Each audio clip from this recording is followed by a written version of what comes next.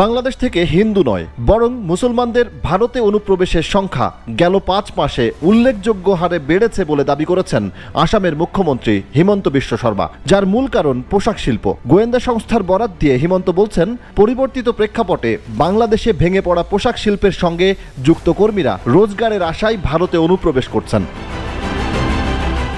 তদন্তে জানা গেছে, ভারতের অনেক পোশাক কারখানা বাংলাদেশ থেকে সস্তা শ্রমিক পেতে অনুপ্রবেশে মদদ দিচ্ছে ও টাকাও ঢালছে। বিশেষ করে শ্রমিকদের অনুপ্রবেশকে উৎসাহিত করার জন্য তামিলনাড়ুর পোশাক কারখানার মালিকরাই দায়ী বলে অভিযোগ তুলেছেন আসামের মুখ্যমন্ত্রী। তিনি বলছেন, বাংলাদেশের পোশাক শ্রমিকরা ভারতে আসছে, তারা তামিলনাড়ুর পোশাক কারখানায় যাওয়ার চেষ্টা করছে। সস্তায় শ্রমিক পেতে তামিলনাড়ুর কারখানার মালিকরাও তাদেরকে উদ্বুদ্ধ করছে।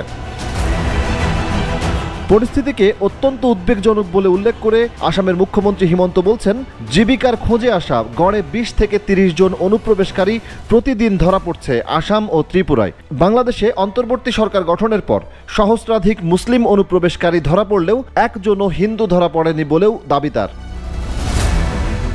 আসামের মুখ্যমন্ত্রী বলেন, বাংলাদেশ থেকে যাদের ভারতে পালানোর তারা কয়েক দশক আগেই ভারতে এসেছেন। তবে এখন যারা আছেন তারা বাংলাদেশকেই নিজের দেশ মানেন ও ভালোবাসেন, কিন্তু সুযোগ সন্ধানী ও সাম্প্রদায়িক উগ্র মানসিকতার ব্যক্তির কারণে অনেক সময় বাংলাদেশের সাম্প্রদায়িক সম্প্রীতি নষ্ট নিয়ে প্রশ্ন ওঠে। কিন্তু বাংলাদেশের হিন্দুদের ভারতে যাওয়ার বিষয়ে উৎসাহিত করা উচিত নয়। তারা দেশপ্রেমিক, দেশ ছাড়তে চায় না, কারণ সেখানে তাদের পূর্বপুরুষের ভিটা, এমনটা দাবি করেন আসামের মুখ্যমন্ত্রী। গত ৫ মাসে আসামে অন্তত কোনো বাংলাদেশি হিন্দু অনুপ্রবেশ করেনি বলেও দাবি করেন তিনি, বরং এই সময়ে নানাভাবে অনুপ্রবেশের চেষ্টা করেছে মুসলিম জনগোষ্ঠীর অনেকে। এদিকে কংগ্রেস নেতা রশিদ আলভি দাবি করেছেন, বিজেপি এবং আরএসএস হিন্দুদের দুর্দশা নিয়েও রাজনীতি করছে। আলভি বলেন, তারা শুধু হিন্দুদের জন্য রাজনীতি করে, তবে হিন্দুদের দুর্দশা ঘোচাতে কিছুই করার নেই বিজেপি কিংবা আরএসএস এর। তাদের একমাত্র লক্ষ্য হিন্দুদের আবেগকে ব্যবহার করে ভোটের রাজনীতি করা। গণ অভ্যুত্থানের মুখে গত ৫ আগস্ট প্রধানমন্ত্রীর পদ থেকে পদত্যাগ করে শেখ হাসিনা দিল্লিতে পালিয়ে যাওয়ার পর থেকেই ভারত বাংলাদেশ কূটনৈতিক সম্পর্কের টানাপোড়েন চলছে।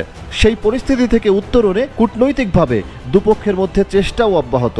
বেশ কিছুদিন কথাবার্তার পর শেখ হাসিনাকে প্রত্যর্পণে ভারতের কাছে আনুষ্ঠানিকভাবে কূটনৈতিক বার্তাও দিয়েছে বাংলাদেশের অন্তর্বর্তীকালীন সরকার। নরেন্দ্র মোদী সরকার সেই বার্তা পাওয়ার কথা স্বীকার করলেও কোনো সিদ্ধান্ত জানায়নি এখনো।